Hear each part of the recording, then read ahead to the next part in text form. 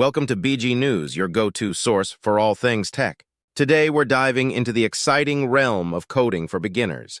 Whether you dream of building websites, developing apps, or simply want to understand the language of computers, this video is for you. So, where do you begin your coding journey? It all starts with choosing the right programming language.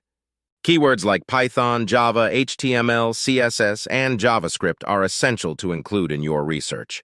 These are some of the most popular languages with a wide range of applications. Once you've selected a language, it's time to familiarize yourself with the basics. Understanding concepts like variables, loops, and functions lays a solid foundation for your coding endeavors. Don't rush through this stage. Take your time to grasp each concept thoroughly.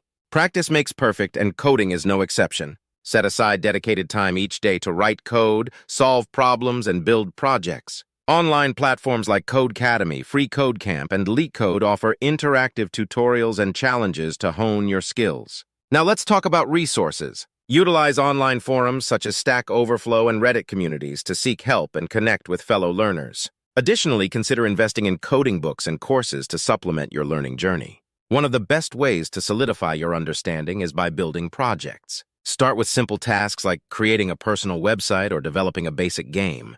As you gain confidence, challenge yourself with more complex projects that push your skills to the next level. Remember, learning to code is a marathon, not a sprint. Embrace the inevitable challenges and setbacks along the way. They're all part of the learning process. Stay curious, stay persistent, and most importantly, don't be afraid to make mistakes. And that's a wrap for today's guide to coding for beginners. We hope you feel inspired and ready to embark on your tech journey. Don't forget to like, share, and subscribe for more tech tips and tutorials.